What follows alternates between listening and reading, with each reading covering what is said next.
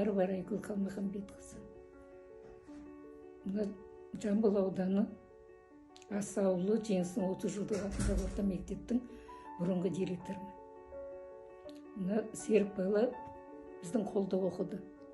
Енді бұл кішкентай мектепке 1 классқа келгеннен 10-ды бітіріп кеткеннен кейін сол уақытқа дейін білем ғой мен бұл баланы. Енді сабағы 5 болды. Тектіден текті туады, тектілік тұқым қуады. Тектілердің тұяғы таңдайды қыз құяны дейді. Құз құяны таңдайды екен ғой. Енді шын тектілер халық үшін қатерге басты қияды дейді. Жақсы жаман дегізбей жанына жұртын жияды дейді. Міне енді осылар жұртты жиып, бізді бет белеске шығарады деп сенемін. Серікке бұрыннан кішкентайынан сенім мол, өйткені өзі басқа оқушыларым бір төбеді, бұл өзі бір төбе мен үшін. Өйткені әрі білімді болды, әлі тәрбиелі болды. Мына халықтың үкілі үмітін ақтайды осылар. Осылар енді бізді